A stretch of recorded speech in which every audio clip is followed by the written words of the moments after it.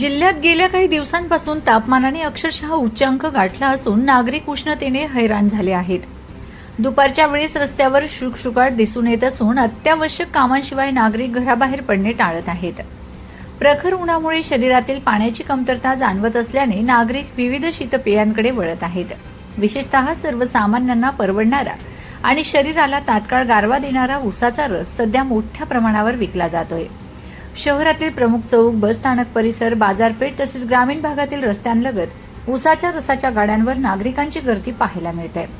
कडक उन्हात थंडगार उसाचा रस नागरिकांना दिलासा देत असल्याने त्याची मागणी दिवसेंदिवस वाढत आहे। मात्र दुसरीकडे उसाचे दर वाढल्याने रस विक्रेत्यांसमोर अडचणी निर्माण झाल्या आहेत। मागील काही दिवसात उसाचे भाव वाढल्यामुळे पुरेशा प्रमाणात ऊस उपलब्ध होत नसल्याची माहिती रस विक्रेत्यांनी दिली।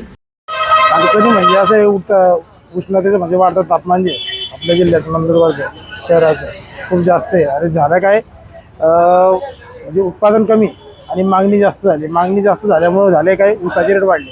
अगोदर आम्हाला 7,500-8,000 रुपये टन ऊस मिळत होता जागेवर पोच। आता तोच ऊस आम्हाला 10,500 रुपये जागेवर पोच मिळतोय। आणि ऊसासाठी पण एवढी म्हणजे कमतरता आहे ऊसाची, अक्षरशः गाडी 8 वाजेला ती आम्हाला 6 वाजेला नंबरला उभं राहतं, तेव्हा आम्हाला सर्वांना थोडाफार ऊस भेटतो।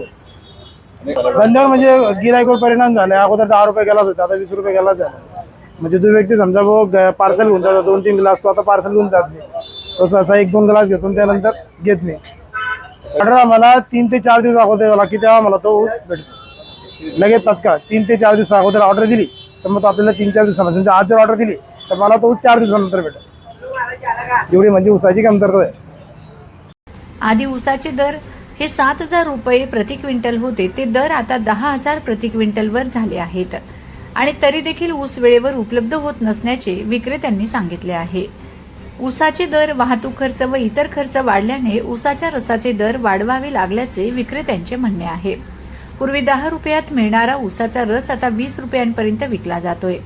काही ठिकाणी मोठ्या ग्लाससाठी अधिक पैसे आकारले जात आहेत। दर वाढले असले तरी उष्णतेपासून दिलासा मिळवण्यासाठी नागरिक उसाच्या रसाला प्राधान्य देत आहेत।